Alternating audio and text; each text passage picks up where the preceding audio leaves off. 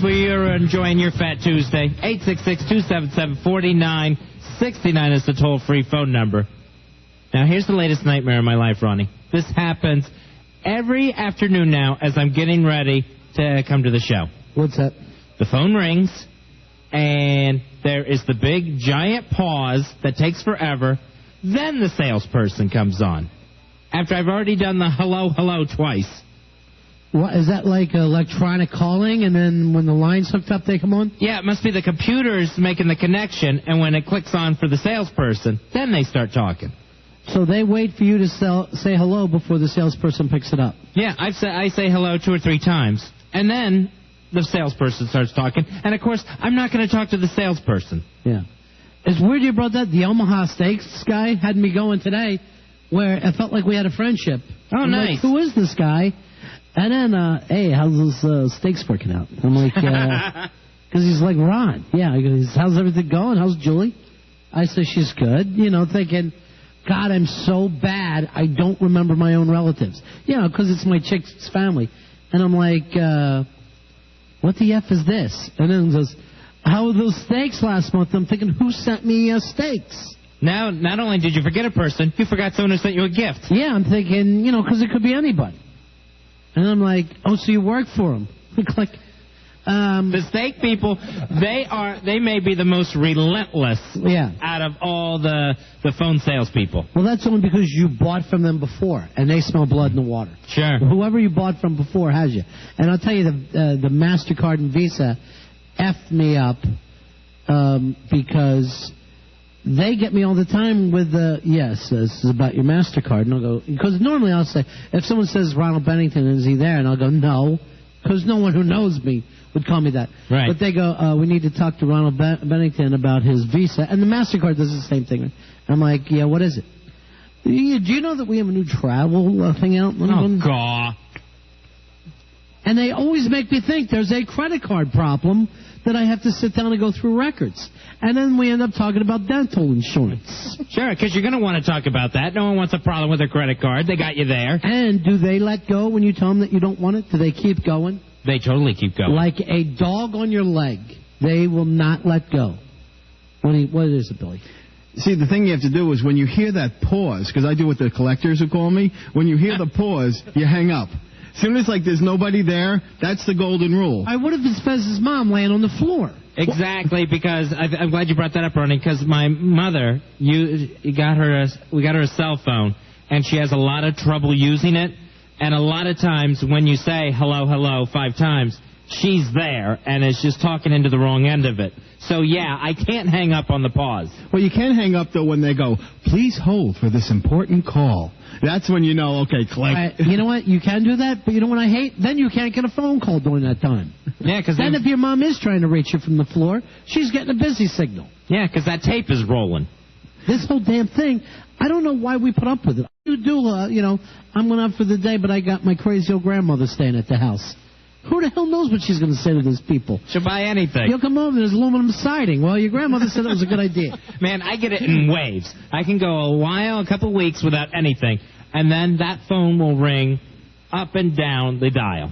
Never take a survey on the phone either, because once you do one, they never leave you alone. Here's the other problem. You think they're a survey, and then it's a sales thing. Because they'll do hey, would you like to pick music for radio? Somebody laid that on me, right? I'm like, well, that would be interesting. And the next thing I know, they're trying to sell me CDs. Because I was thinking, oh, this is one from a radio station. I'll find out some stuff. We can have a bid on it. And they start trying to sell you the stuff. I'm going, what radio station is trying to sell you CDs? I like it when you get the new credit card and you got a call to activate it. Oh, my gosh. You have to go through a sales pitch there just to dial the number that they told you to call to activate your card. See, I'm lucky because I always lose my card, and it's just you call the number, and you just have to enter in your card number. It's automatically activated. Yeah. But when you call to check your checking account, it's like you just want to find out if one check cleared, right? Right. Yeah. Right. Now hold for your last 10 checks presented. And you're like, oh, and you can't get out of the list. Did you ever think that you would miss incompetent human beings so much that the computer age will be even more dull?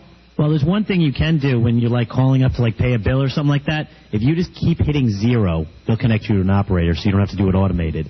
And it's just so much quicker that way. Then you just go, yeah, I want to pay my bill. And they say, okay, what's your account number? Boom. And you take care of it that way. That's the one way to kind of get around it, but it doesn't always work. But a lot of the places, you just hit 0 and it'll work. It's still going to take forever to get that 0 operator. With the automated systems, if you hit too many wrong keys, they disconnect you.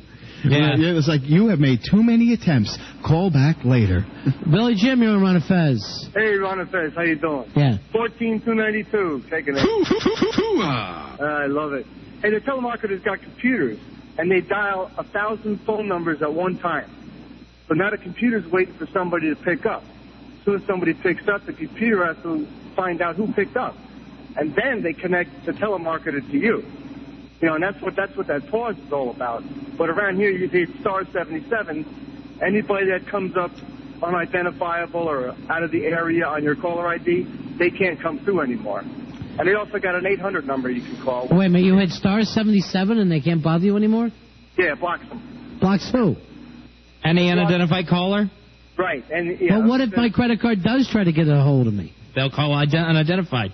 If someone calls you... They're going to have to know your home phone number if they're in business with you. Most likely... Yeah.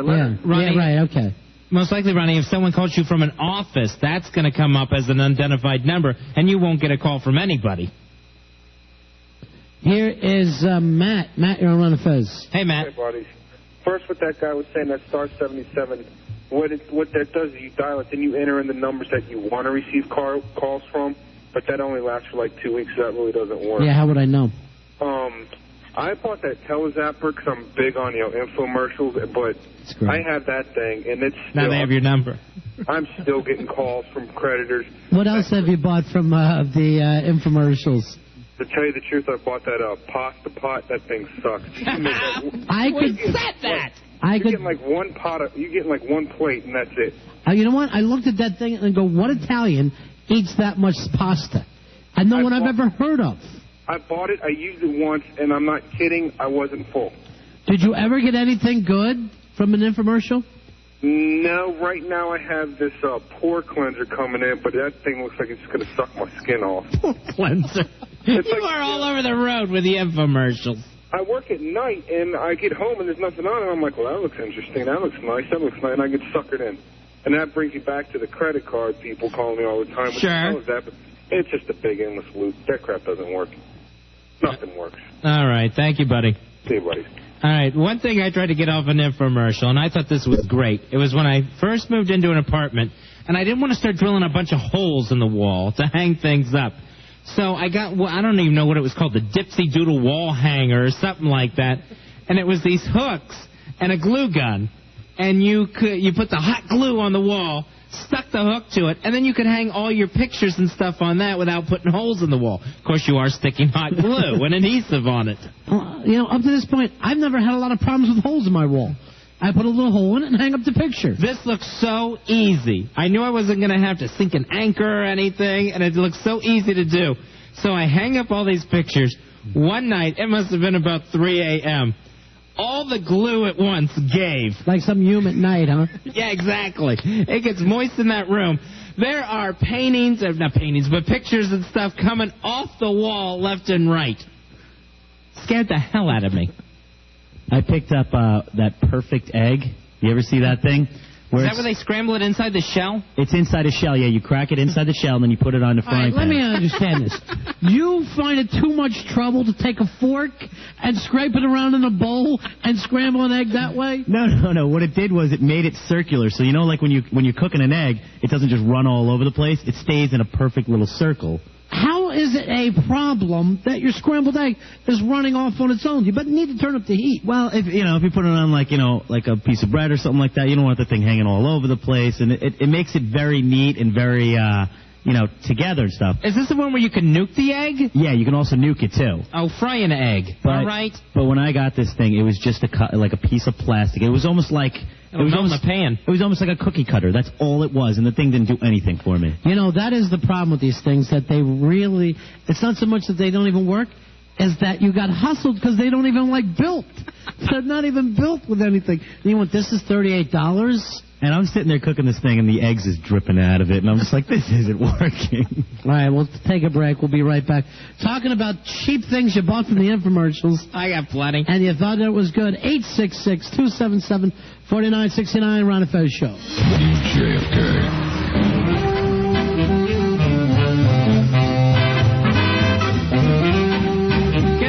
Up this show, we're Ron and Fez, talking about those things you've ordered off of the infomercials, those great gadgets and everything that usually aren't as great once you get them. I know I grew up getting my hair cut by one of those plastic things that you just run through the hair. What the hell was the name of that? It was Flowbee? A Flowbee, yes. Now, wasn't it tied up to your vacuum cleaner somehow? Yeah. It, like, sucked it, and you would, like... You're cutting your hair with a vacuum cleaner. The Watley boys were all in the backyard with a towel around our necks. They also had the trim cutter. You can trim cutter, too. So you can save $7, Mom? Is that the big deal here? I have to have my head whacked with this? Now, I picked up the Ginsu knives before. Nice. I'm going to say this about them. Un-effing-believable. They cut just as good as they said, and I think they lasted like 10 years. Did you try the tin can? Yes. As soon as I got them. I cut a beer in half. Forgot to drink it first. I don't know why they're still not around. The Ginsu knives were the sharpest effing knives ever. I bought the full peeled pocket fisherman. Now, the pocket fisherman would be is one of the greatest of all time. How was that? It was very hard to cast with. I found it very hard because you. I know. I'd end up throwing the thing in the lake. I did. You did? Yeah, I was just joking. No, when my hands were wet, the thing slipped right out because you only did it with one hand. It's got the handle of like an electric carving knife. Exactly, and like when you put your bait on and your hand gets slimy and stuff, it went right out of my hand, right out of my reach into the lake, and I'm just staring there like. Okay, now what do I do? You lost your pocket fisherman. Well, I got more work out of that than I did my dealer meal. I bought dealer meal cards, too, from Richard Simmons. Nice. Yeah. He actually ate the cards. Yeah, him and his little walking tape and motivational, I couldn't listen to him. I was like, just read how to do the diet. What were you supposed to do, move it to one wallet to the other? Yeah, you had a little wallet, and on one side you started out your day. Let's say you had 2 bread cards, 4 meat cards, a carb card, and when you ate something, you would move it to the other side. And when the left side then was... Sounds like you could make this yourself. Yeah, exactly. If you just, grab an 8x10 and write carb on it, you'd be done. It was like, basically what it was a baseball, it was like a baseball card with a picture of a roast beef on it. For a meat. See, I'd be starving looking at my wallet. Seriously, I am now. Just thinking, roast beef sounds great. And like a baseball card with a bunch of vegetables on it, that was your vegetable card. And your cards are all moved over by 9 a.m. Yeah, it was pretty close because you'd have like one good breakfast and you figure, oh, this will last me. And then next thing you know, you're looking at a lettuce card. And you're like, so you ate all your cards. Yeah. First thing in the morning. Then I got to the point where I would borrow from tomorrow's. No diet's going to let you eat all you want for one day and then take 4 days off. No, it's like if I could have the 2 carbs from tomorrow, I'll do better tomorrow so I can still have a sandwich with my 1 roast beef card left, you know? You should have thrown in your walking tape. Are you working on a loser's book right now? No. Or it's going to go straight to film? No. But no. It did work for a lot of people. It didn't work for me. It works for everybody but you. Here's Sense. You're on Ron and Fez. Hey, Sense. Hey. Long-time listener, Big Ass Card Holder 13. Come on, man. The absolute best product, George Foreman Grill. Knocks out the fat. Except it didn't really work for me. I ended up having like hamburgers for breakfast, lunch, and a supper in there. But other than that, it was real good. I never understood that knocking out the fat. It's in there to begin with. With the George Foreman Grill, you're squeezing it out like a waffle iron. Are you squeezing out the fat or the juices that make a hamburger delicious? Why would you want a dry burger? I don't understand the premise to this. I have a George Foreman Grill, and a lot of times I'd squeeze out the fat and then grab that little tray that it catches it in and pour it back on top. Well, that's where it would belong. That's why we want a good greasy grill. I needed it. And a diner to do it. But to squeeze out fat, I don't see how you're making anything. How could that even happen? Sometimes I drink it as a beverage. What do you got for us, Hawk? When I was a little kid, I bought those X-ray glasses that you see at the ads in the No way. Yeah. I used to dream about those X-ray glasses in the back of a comic book. Were you ever allowed, though? No. Of course not. I would actually cut it all out and everything. My mom would go, no, we're not sending them money. It can't be real. It took me so long to get the money because, you know, when you're a kid, you don't have a job or anything. Well, you didn't have parents? Well, they wouldn't buy it for me. They wanted me to earn it. How much was it? Do you remember? You're going to earn your X-ray specs. I think it was like $4.95 or $4.99, something like that. That's a lot. How'd you earn that, oral? No, there's no oral involved. We're turning into a zoo show over here off mic, I'm noticing. So go ahead. How were they? Oh, they suck. Those aren't the glasses you're wearing now, are they? Because I'll cover up. There's just like a skeleton in each eye. It's the worst thing in the world. Ronnie, Mom and Dad were right. They were a ripoff. I put them on, I was like, what the F? And I seriously said F, even though I was only like 7 or something, or 6. You actually yelled, what the F? Yeah. And so there are two skeletons, and they're supposed to act like, oh, my parents are now skeletons as I look at them? Yeah, well, I mean, the first thing I looked at was a person. Then I would, like, turn to look at a wall or a room to see if I could see through it. And you just see the two skeletons. I'm like, that's when I said, what the F? Did you try to just keep making them work? Maybe if you squinted, closed one eye, anything. Biggest disappointment in my life. It's a big disappointment for me, and I didn't even do it. Just knowing that it was no good. Were they paper? Were they cardboard, like the kind you get at the optometrist? Yeah. You know, those people should have been able to do that to kids. That's stealing from a child. It says X-ray glasses, not fake cardboard skeleton glasses. Dave, you're on Ron and Fez. Hey, Dave. Buddies, how you doing? Biggest piece of trash I regret ever buying off an infomercial is that Ab Energizer.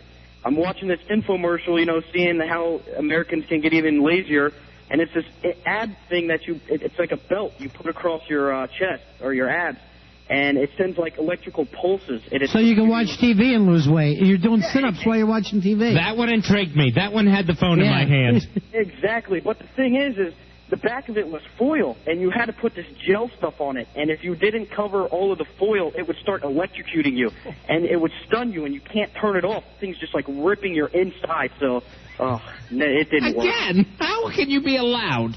Yeah, I don't know. I'm losing. Let me tell you something. They're very smart with these infomercials that they don't even start and sell them till like 2 o'clock in the morning. Because you'd have to be drunk to fall for this. If they did it at 8 o'clock at night, not one person would buy. 3 o'clock at night, you're thinking, give me the phone. First of all, I need the rock ballads of the 70s. I need that. Can't get through life without it. Yeah. Mikey D, what'd you get? The Bedazzler? I've seen your clothes. No, it's not really me. It's my wife. Disco Stu doesn't advertise. She always buys exercise stuff like the step or one of those rowboat things that you hang up and, you know, it'll fit right like on the side of your wall here in the closet. Yeah, that's the beauty of it. You mean a one-bedroom apartment. And there's plenty of room. And she never, ever uses them. She get Thigh Master? She never got the Thigh Master, but she got that step thing, the rowboat thing. There was another thing that she got. Did you ever get this one that, I don't know, you put on socks and you slide back and forth? Yes. Oh, I remember that. She had that one. And I'm like, man, do I want to slide back and forth? It looks like fun, like skiing. And look at how much weight I'm going to lose just by sliding around in my socks like Tom Cruise in Risky Business. Right, it really was. Well, you know, even if I don't lose weight, that looks like a lot of fun. Yeah, it was just a waste of money because she never lost a pound from it. Please, tell me about it. Dennis, you're on Ron and Fez. I don't know that. Hey, what's up, Ron? What's up, Fez? Throw an ab belt on her. Go ahead, buddy.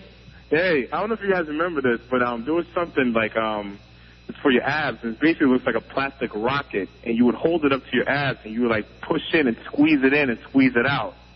Come on, please, I hope you guys know what I'm talking about. But it's this thing that you would just, like, hold onto your stomach, and you push it in, and it's basically supposed to contract your abs with it. All right, hold on. Harry, you know it? I actually bought that. All right, you bought a lot of the fat things, too? The belly rocket? Not a lot of them. That was the one because they had, like, a guy who was, like, a former Mr. America or whatever. It's so sad that they go after the fat.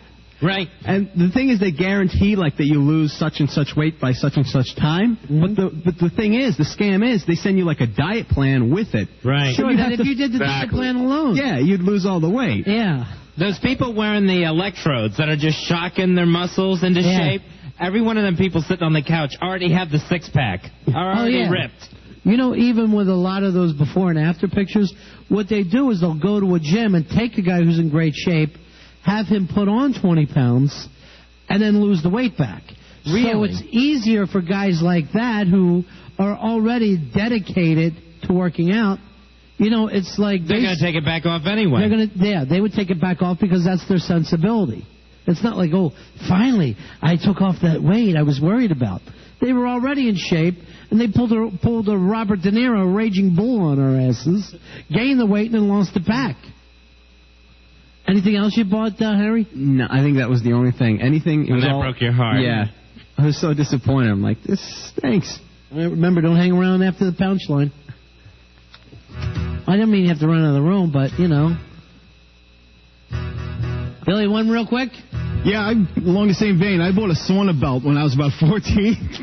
It was a belt you put around your waist. When and then you were 14, that may be the saddest thing I've ever heard. Well, every belt is a sauna belt for you, you fat, sweaty bastard. I was a fat kid, and you put it on, and No. Really. And it was tight, and then you'd have to inflate it so it got tighter, and you're supposed to do exercise and walk around with it all day. You had an inner tube on, baby Huey. No, you're supposed to exercise in it, but the thing is, you couldn't even move. It was ham. No, but you couldn't even move in it, and you had to trying to blow it up. Is like, and then as the harder you tried to blow it up, it had pushed your stomach in, and you'd almost pass out. It didn't work. No, I'm shocked. Well, don't worry. Later, you ended up putting a rubber band around your belly. We'll take a break. No, we're heading home. No, we're done. We're all done here. I hear that music. There's no more breaks, right? That's right. The breaks are done. All right. We got to do this early one night, though. It's a fun topic. And we'll be back tomorrow at 7 o'clock right after Don and Mike on 106.7 WJFK.